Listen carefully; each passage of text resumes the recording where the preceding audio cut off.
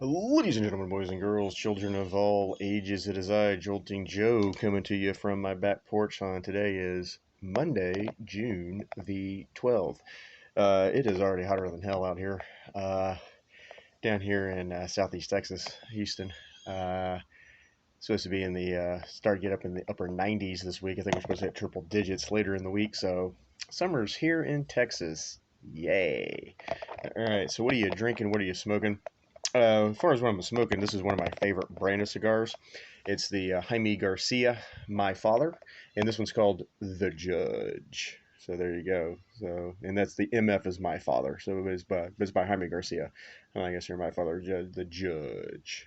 All right, and hmm, like I said, it's one of my favorite brands. Really good cigar. I think The Judge was like top 10 cigar, one of the top 10 cigars in Cigar Aficionado. I think it was like number one or number two, I think, in about maybe last year, year before, something like that. All right.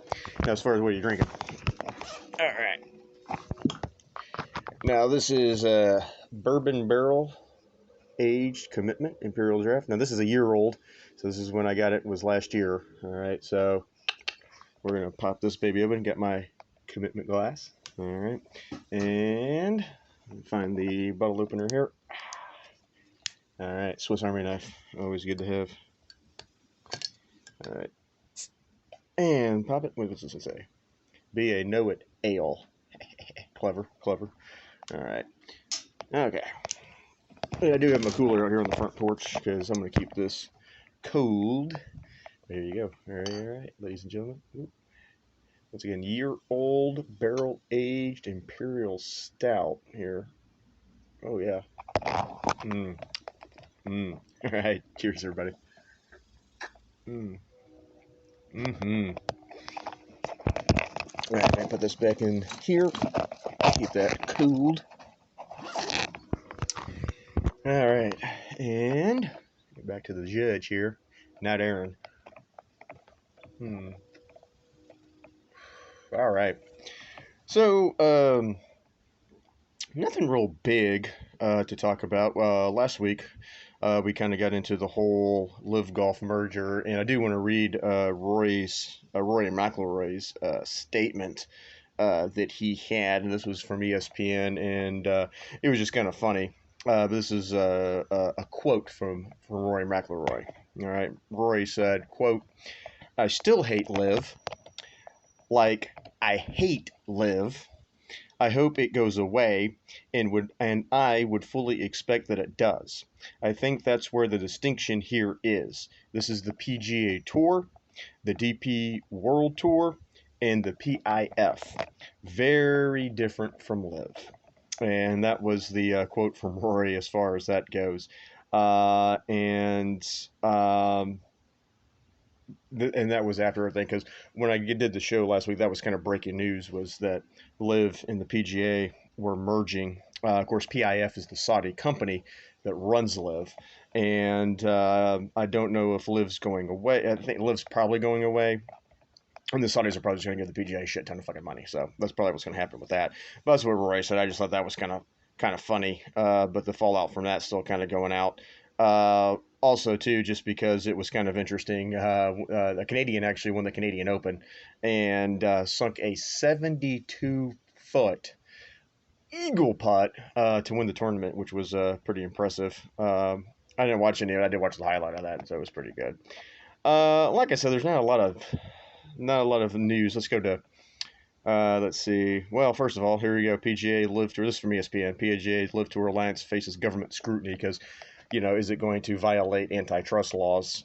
Because, you know, there's really no competition. So, and the thing with the big sports organizations, NFL, MLB, I think the NHL too, they are all exempt from antitrust laws. Uh, And the thing with the NFL now is you actually have other places to play. I mean, you've got the USFL, you've got the XFL. Now, whether or not the USFL's around, I still don't get the USFL. Still don't get it because, and we've talked about this before, but I don't know how that league's going to survive. I've flipped it on for giggles the other day. They were playing in Canton, Ohio, is where they were playing, which is, of course, the home of the Pro Football Hall of Fame. And there must have been 100 people there, if that. I mean, I don't get why you're going to call something the Houston Gamblers and the Memphis Showboats and the New Jersey Generals, or whoever they've got, and you're not going to play in that city. There's no reason for fans to get invested into these teams or anything else. At least with the XFL, they might not have been practicing in the cities, to save money. I get it, but at least they're playing in the cities. At least I can go here in Houston to a Roughneck game if I want to. There is a if I'm living in DC, I can go to a DC Defenders game. If I'm in San Antonio, I can go to a San Antonio game, so on and so forth. So I like the XFL better, and I thought it was a lot better. Plus, Dwayne Johnson actually has a deal with the NFL, whereas the USFL doesn't. I think that's how the XFL is going to end up surviving. And already there's been players that have been plucked for the NFL already. Hell, even officials have been plucked from the XFL to the NFL.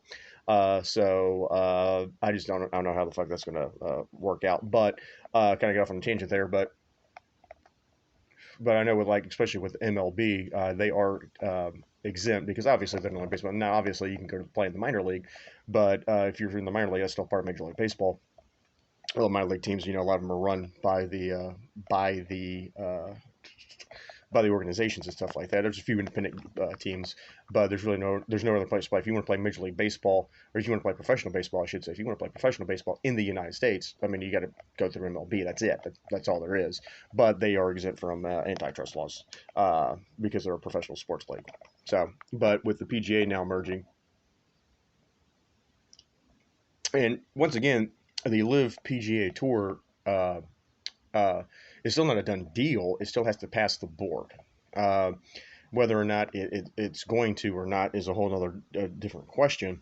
But I think now with all the Saudi money coming in, there's going to get government scrutiny. There's already been government officials, and both Republicans and Democrats, that have come out and been like, do we really want to, take this money, basically, or have the PGA take this money, and then is it going to make them a monopoly essentially with golf? Whereas, at least with LIV, you could go play LIV if you couldn't get onto the PGA Tour, but now since they're merging, where are you gonna?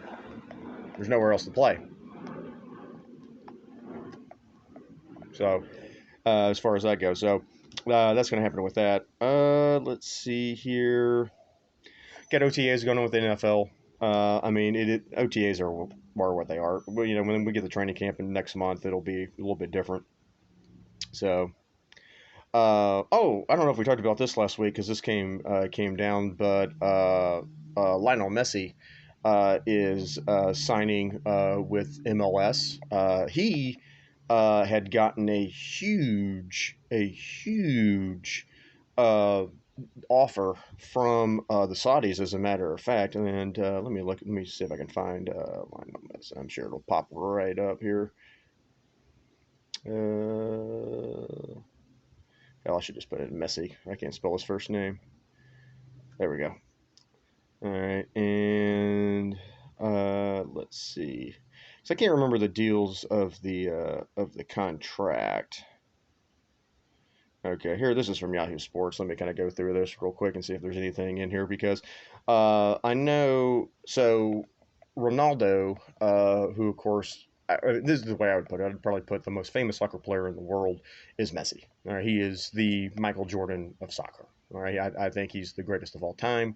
I think, he's finally got a World Cup. He's kind of he's in his 30s now. I think his mid 30s. And he's kind of like LeBron James. He's not great anymore, but he's still really good. And then you got Ronaldo, and Ronaldo's kind of in the same boat. Now, Messi was playing for a team in Spain, I believe, and I know Ronaldo was playing for Real Madrid, and the Saudis, of course, are starting their own league. Now, with soccer, of course, if you're not familiar with soccer and how it works,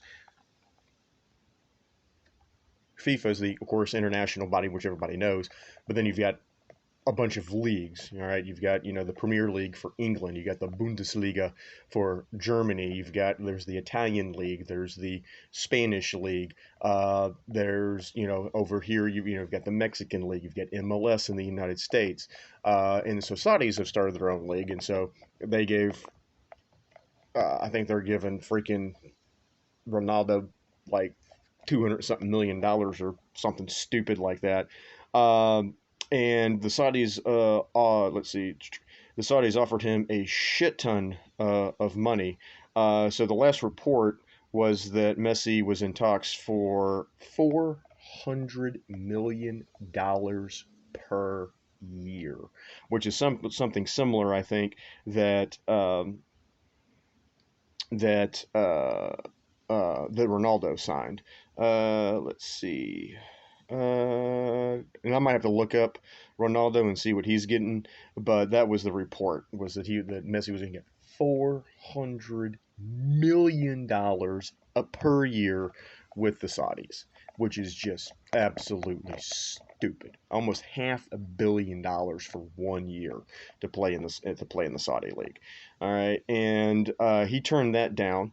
He's going to play for Miami team in the MLS, but it says Saudi Arabia had offered somewhere between $400 million and $600 million per year, according to reports. Instead, he's going to sign a contract with a franchise whose revenue was a mere $56 million. But basically, Messi's going to get a bunch of money from other companies. Let's see. It says, so Miami's going to pay Messi a base salary that will almost certainly be the highest in MLS. No exact terms have been reached. But then, let's see. Okay. It says Messi will make millions more than the top earner. And it says, according to various reports, the deal will include equity in the club, which valued by Forbes in February at $600 million, a number that Messi himself could propel towards $1 billion. And it says it's unclear how big he will receive, but those shares will bump the total value of the deal between $125 million and $150 million over 2.5 years. Let's see. And then additionally, hand in hand with MLS, Adidas and Apple have discussed commercial arrangements with Messi. So he's going to get paid from Adidas. He's also going to get paid from Apple on top of this. Let's see. So basically, that may end up, because of that, it may end up giving him money equal to the deal. All right. And of course, everybody is excited here in the United States to possibly see Messi play. Now, here in Houston, the Dynamo have already played Miami, so we'll have to wait till next year to see Messi. But should be really fun. Also, too, after Messi signed, ticket prices went through the fucking roof. There was a game, I think they were going to play in Chicago. Miami was going to play in Chicago. And before the Messi signing, tickets were $29. Then after the Messi signing, they were like $170. So they went up like almost $150. So we'll see what that does. So as far as that goes, so that's kind of what's going on with Messi. Let me see if I can find Ronaldo. I don't know if I can. Ronaldo. There we go. Ronaldo. All right, and because let's see.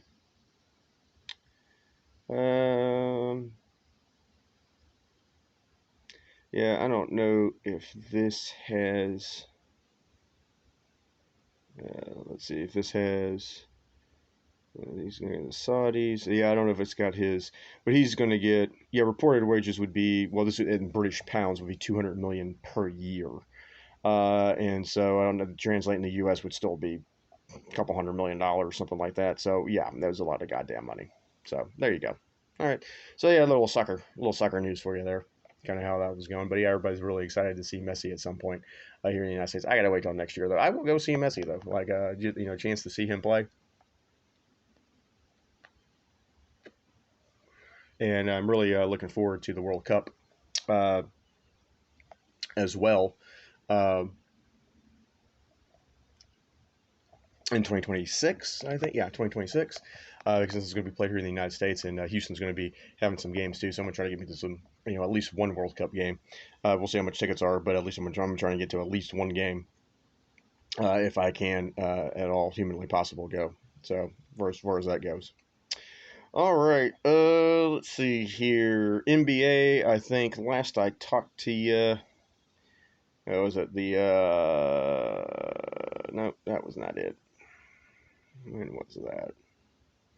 Let's see. Sunday, Wednesday. Yeah, I think I talked to you when the series was tied at 1. Wednesday, the Nuggets beat the Heat 109-94, went up 2 games to 1. They then beat the Heat 108-95, 3 games to 1. So go up 3 games to 1. Game 5 is tonight. Game is in Denver. Hmm. And so, of course, the Nuggets have a chance to close the series out tonight. Uh, I think they do it in front of the home fans tonight. We'll see. Although Miami might try and spoil it for them. Miami is basically last game. Jimmy Butler didn't play very well. Nikola Jokic is just freaking phenomenal. Nikola Jokic might be the best player in the league right now. He is stupid good, and the Denver Nuggets are stupid good, and they should win this thing without a problem. Well, the series without a problem.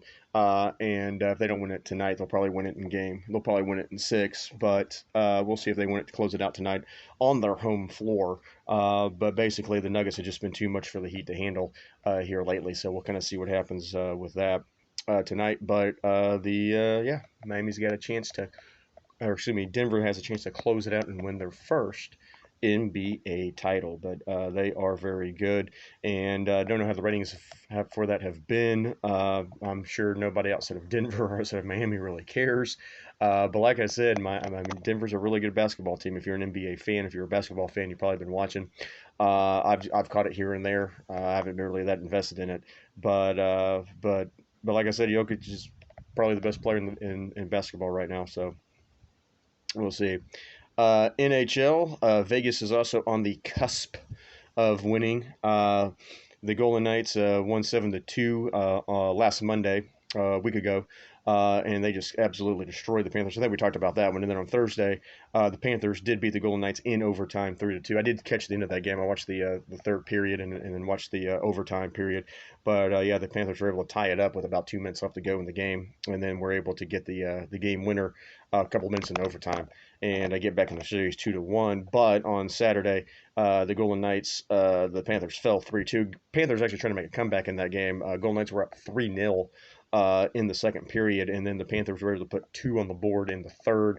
Almost got the game tied. They had pulled the goalie. There as time went out, got a couple good looks at the goal.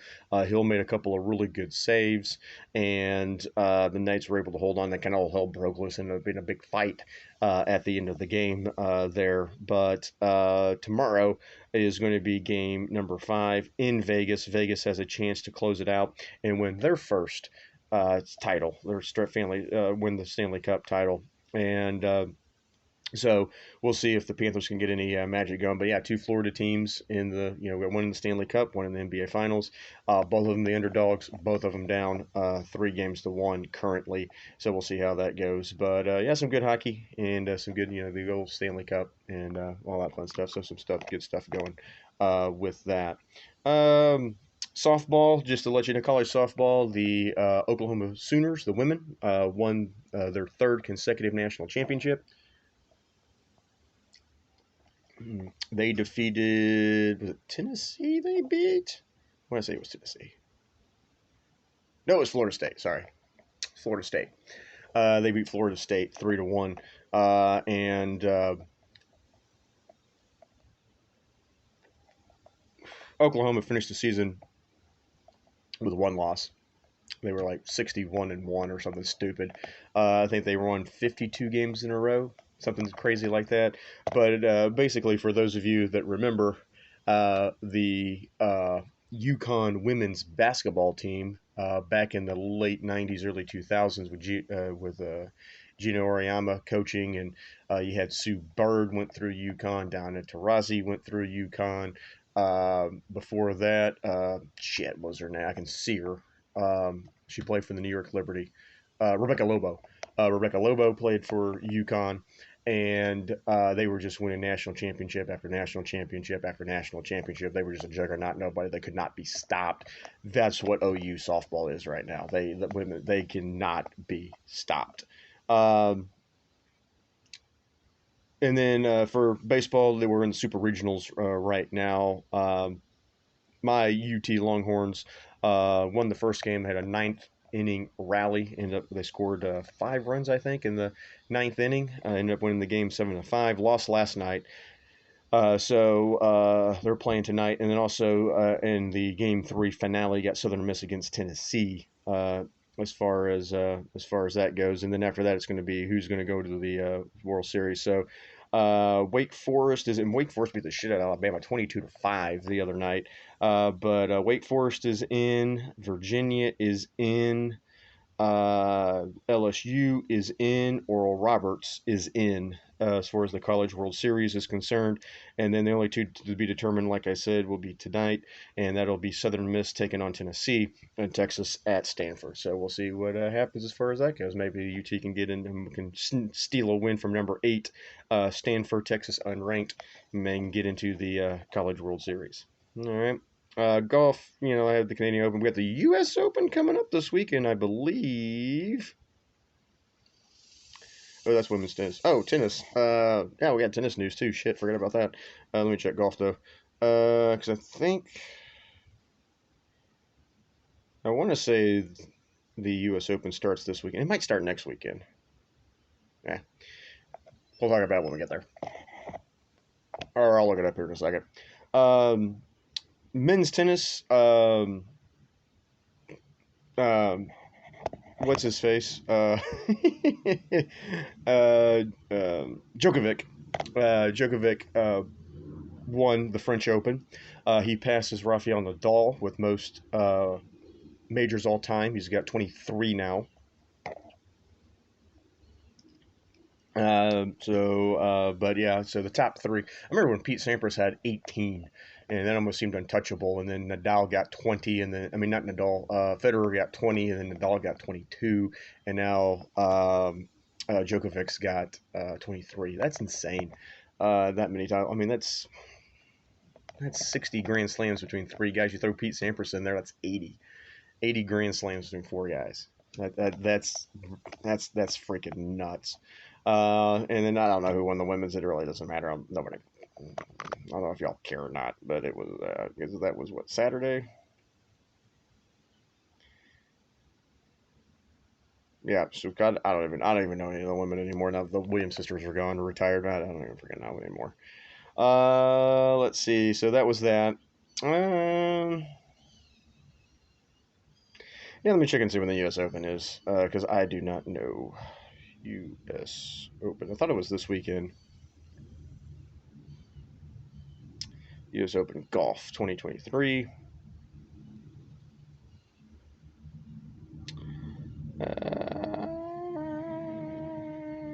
Yeah, starts this weekend.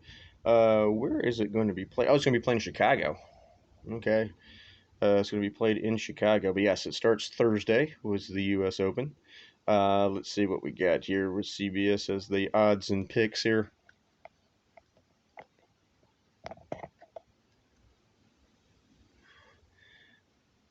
Or is it LS? Well, no. Oh, no, it's in LA. I'm sorry. It's the Los Angeles Country Club. How that one say Chicago? Anyway. Blah, blah. Yeah, so. Yeah, U.S. Open does start Sunday. So let's see. Right now, Scotty Scheffler is the favorite at plus 650, followed by Jon Rahm at plus 800. Brooks Koepka's plus 850. Victor Hovland plus 1,000. Roy's plus 1,100. Patrick Cantley plus 1,400. Homa plus 1,600. Xander Schauffele plus 1,800. Justin Thomas plus 2,500. All right, so yeah. But yeah, all that means is basically 650 would be 6.5 to 1. So you throw $100 down, Scotty wins it. You win $650. Rahm's 8 to 1. You throw $100 down, you win 800. All right. Koepka's 8.5 to 1. Hovland's 10 to 1. Roy's 11 to 1. Cantley's 14-1. Home is 16-1. Schauffele 18-1. Justin Thomas 25-1. Spieth 25-1. Morikawa 25-1. Cam Smith 25-1. So is Tony Finau. Dustin Johnson's 28-1. But I have never bet golf in my life. I don't know if I'm going to start this week or not either. All right, but there's the U.S. Open does start, and then also too. Belmont Stakes, the last leg of the Triple Crown, was this past weekend as well. 3 different winners this year, and history was made at Belmont because the horse that did win the race was trained by a female trainer. She is the first female trainer to win the Belmont and a Triple Crown race, just period. And so at least we had some history made, and another horse had to be euthanized at the race after the Belmont, and I don't know what's going to happen with horse racing as far as that goes, but with all the horse deaths this Triple Crown season, man, I don't know what they're going to do. To be completely honest with you, but Belmont, I bet a superfecta and did not get it, but I think the odds on it were the payouts were actually decent on this one because the horse that won was going off 7-1. Let me see if I can find the payouts.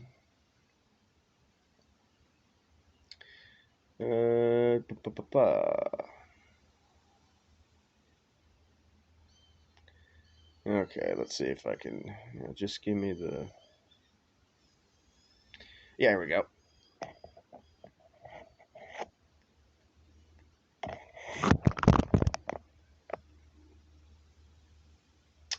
All right, so here we go. Yeah, Arcangelo was the name of the horse that won it. Was going off base. Paid seven. It was going off 17-1 basically. Paid 70 for a dollar bet. Paid 17.80, 7.20, 4.90. Forte finished second. He paid 4.30 and 3.30. Tapit Trice came in and he paid $4.10. Your $2 exacta paid you $34. Your dollar trifecta paid $133.24, and then your dollar superfecta, which included the Angel of Empire, paid $190.15. And then the superfecta with the high show paid $292.50. There was 2 supers, and I'm not exactly sure how this really works, to be completely honest with you, because it was a dead heat for the 4th one, as they call it, so it's essentially a tie. They call it a dead heat, and as a result of that, if you had the other horse, you won. So.